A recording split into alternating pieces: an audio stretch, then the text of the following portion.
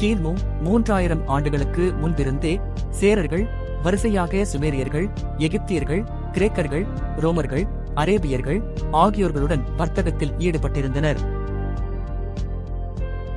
சேரர்களின் வர்த்தக துறைமுகமான குளச்சைக்கு எகிப்திய, கிரேக்க, ரோம மற்றும் அரேபிய கலங்கள் வந்து போய்க் கொண்டிருந்தன.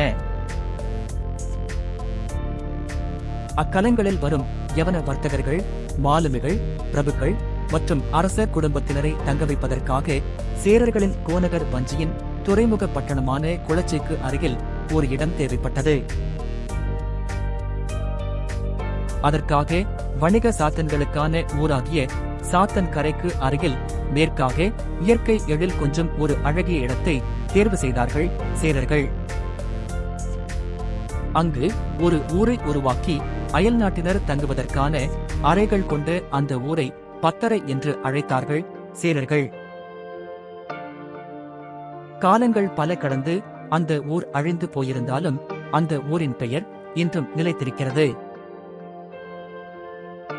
மாட மாளிகைகளுடன் திகழ்ந்து செழிப்புடன் இருந்த அந்த ஊர் இருந்த இடம் தற்போதும் பத்தரை என்றே அழைக்கப்படுகிறது.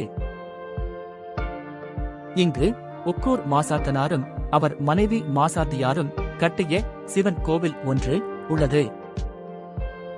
ஒக்கூர் மாசாத்தனார் சேர அரச குடும்பத்தை சார்ந்தவர்.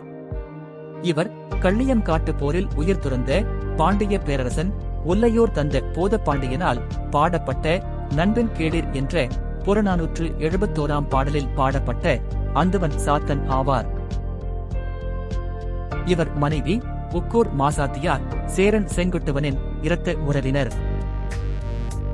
சேரரச குடும்பத்தில் வெள்ளி மாடத்தை சார்ந்த அரசருடைய இரத்த உறவு பெண்களை வெள்ளியா என்று அழைத்தார்கள்.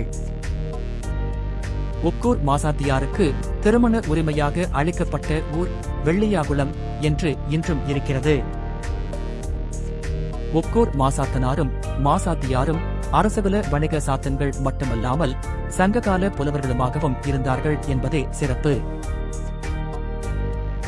இந்த பகுதியில் காப்பியாறு எனப்பட்ட பாம்போரி வாய்க்காலும் நெய்யூர் வாய்க்காலும் ஒன்றாக இணைகின்றன.